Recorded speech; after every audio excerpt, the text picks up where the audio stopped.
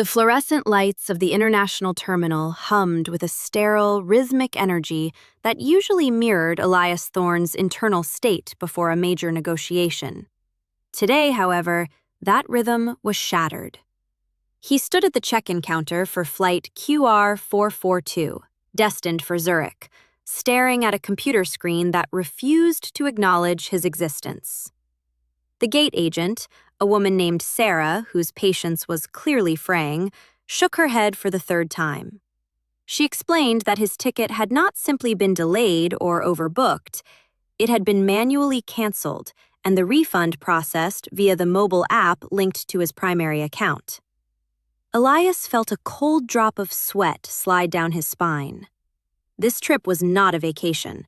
It was the culmination of 18 months of aggressive acquisition strategy.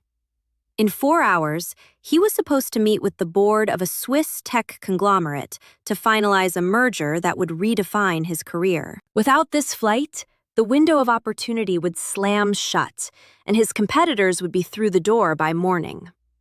He stepped away from the counter, his thumb hovering over his phone. He checked his security logs. There had been no hack.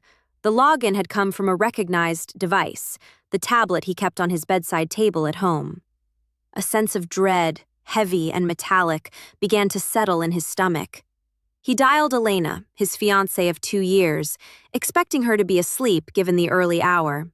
She picked up on the second ring, her voice bright and suspiciously wide awake. When Elias explained the situation, his voice tight with panic, there was a brief pause followed by a light, melodic giggle that felt like a razor blade against his nerves. She told him to take a deep breath and simply come home. She admitted, with a tone usually reserved for admitting to eating the last chocolate, that she had canceled the flight and hidden his passport in the ventilation duct. It was a prank, she explained. She felt he was becoming too obsessed with the Zurich deal and decided he needed a forced staycation to focus on their upcoming wedding. She told him to relax, laughing as she said the words, insisting that he would thank her later for saving him from his own ambition. Elias did not laugh. He stood in the middle of the crowded terminal, surrounded by the blur of travelers, and felt a profound, chilling clarity. This wasn't a joke. It was sabotage masquerading as affection.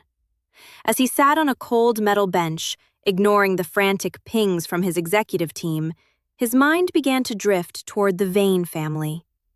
Elena's father, Victor Vane, was a man who viewed the world as a chessboard, and everyone else as pawns. At their Sunday dinners, Elias had watched Victor belittle his wife Beatrice under the guise of teasing. He had seen how Elena watched her father with a mixture of fear and reverence, slowly adopting his language of dominance. The Vanes didn't ask, they commanded. They didn't compromise, they coerced.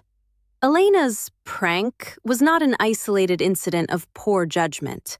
It was the manifestation of a generational blueprint. She was practicing the family craft of breaking a partner's will to ensure total compliance. If he married her, his career, his autonomy, and his peace of mind would be subject to her whims and her father's approval forever. The decision to opt out did not come with a flash of anger, but with a quiet, irreversible click. Elias realized that the man who would have stayed and argued, the man who would have tried to explain why the Zurich deal mattered, was gone. That man had been replaced by someone who recognized a terminal threat. He didn't call her back. He didn't scream. Instead, he hailed a car and headed not to their shared apartment, but to a hotel near the business district.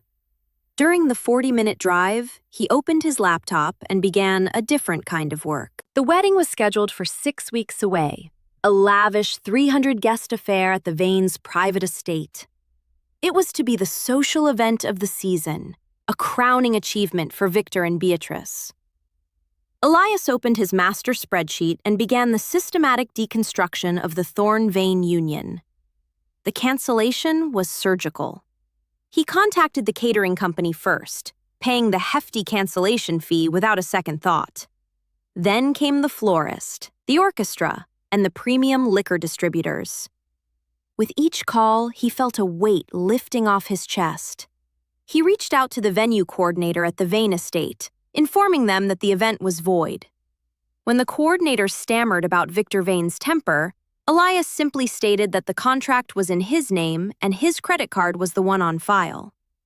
By the time the sun had fully risen over the city skyline, the wedding had ceased to exist in any legal or financial capacity. He sent a brief, formal email to the 300 guests, citing unforeseen circumstances, and then he blocked Elena's number. He knew the storm was coming, but for the first time in years, he felt perfectly insulated from the rain. The confrontation took place 48 hours later. Elias knew he couldn't simply disappear. He had to face the architects of the life he was discarding. He met Elena and her parents at their favorite high-end bistro, a place where the waiters moved like shadows.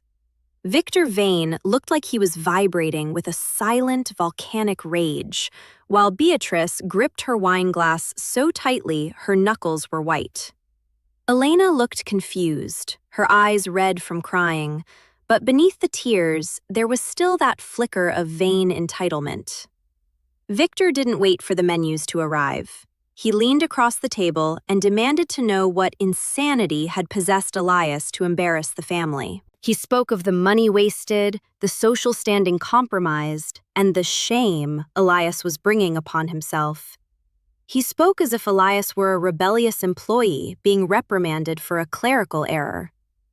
Elias waited for the older man to finish his tirade. He looked at Elena and asked her if she still thought the Zurich prank was funny. She started to defend herself, saying he was overreacting to a harmless gesture of love, but Elias cut her off. He told her that her father had taught her how to control, but he had never taught her how to respect. He looked at Victor and Beatrice and told them that their daughter was a perfect reflection of their own dysfunction, and that he refused to be the mirror.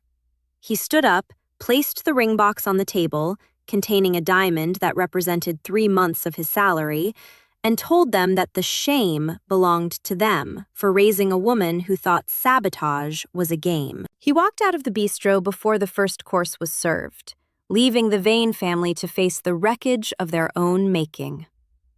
The fallout was swift and surgical. In the weeks that followed, Elias moved his personal assets into private trusts, changed his digital footprint, and finalized the Zurich deal via a series of grueling late-night video conferences. The board had been furious about the missed flight, but Elias's transparency about the security breach and his immediate results won them over.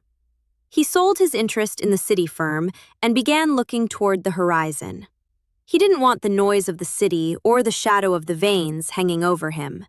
He needed space to breathe, to remember who he was before he had tried to fit into their narrow, suffocating world. He eventually settled in a small, sun-drenched village in the heart of Tuscany. His new home was a renovated farmhouse, surrounded by olive groves and the constant, soothing chorus of cicadas. The life he built there was quiet, intentional, and entirely his own. He consulted for international firms on his own schedule, his reputation as a ruthless but brilliant strategist only bolstered by his sudden disappearance and successful reemergence. On warm evenings, he would sit on his terrace with a glass of local wine, looking out over the rolling hills of the Val d'Orcia. There were no pranks here, no power plays, and no Vanes. The silence of the countryside was the most beautiful thing he had ever heard, a constant reminder of the day he chose his own life over someone else's script. He was no longer a pawn on someone else's board. He was finally the architect of his own peace.